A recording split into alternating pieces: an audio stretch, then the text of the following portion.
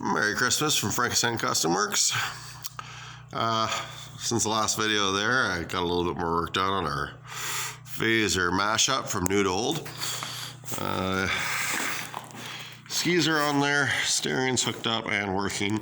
It's a little loose still, it's just in mock-up. Since the last video, I did add the plastics in the fairings over the gas tank and took apart a stock seat so that I could use that white piece there to attach to the new style seat. Now, the back part here, I made some custom brackets. I don't know if you can actually see in there. Probably not. I'm gonna have a gas tank and some other stuff in there. Still gotta put a tail light in. I screwed in this DeWalt box that flips up too, because I like having a toolkit. And I got some ski racks there. I can get into all that stuff at some point, but I'll rip these skis out for a second. But down here,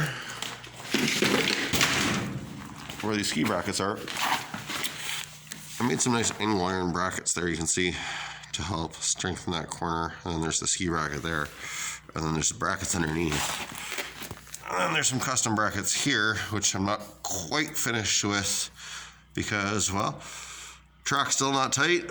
But the good news is, ta-da! The new drivers came in. So I don't have a press here right now. I'm gonna have to go visit a friend and borrow the press to try and get these drivers onto the shaft, because as we were talking before, those are the 8-tooth drivers, which will never fit with this big paddle. So I went down to a 7-tooth, which should help for their hill climbing as well.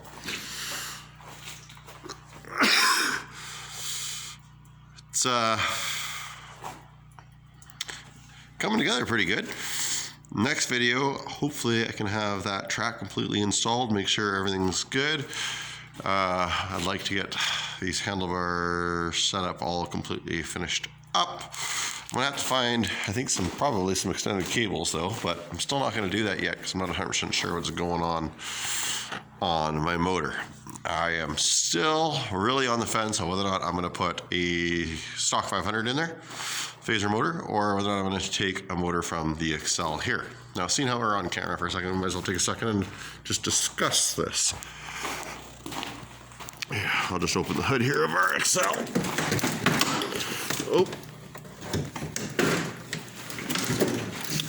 So, here's the setup in the old Excel. Pretty dirty in this thing, but this thing is a 600, they call it, or, you know, but it's a little bit different being a single carb setup, but this thing just flies. For such an older style setup, it's incredible how much power comes out of this thing. So I am thinking about modifying this rather than the stock phazer motor, which would be, might as well look at this one here on the red guy, considering it's sitting right there. This one's got a part of it, so it's kind of easy to see, which is why I'm showing this one. I have all the cowlings and everything off right now because I've been playing with the carbs and redoing these ones. So I am thinking about whether or not I use the stock 500 or that Excel motor. Really having a hard time. I could also use an exciter motor, but then I'd have to do all the liquid cooling and all that stuff, and because I have an extra exciter motor as well. But I really don't want to do the liquid cooled thing. I like the idea of keeping the fan cooled. So anyway, chime in, tell me what you think. Motor-wise, color-wise, tell me what you think about that back seat. I think I like it. And seeing how we're on it, I'm not sure about that windshield. We got a really high one like that. I got a couple extras around here. I can order them cheap too. The low one, like on the red one. We got a slightly cut low one on the exciter here too, but do you think it's too low on the new one, or what? I don't know. Anyway, Merry Christmas, in case I don't get back to you before the new year. I'm gonna try and get these drivers on and get her back together. Have a good one. Merry Christmas, Happy New Year.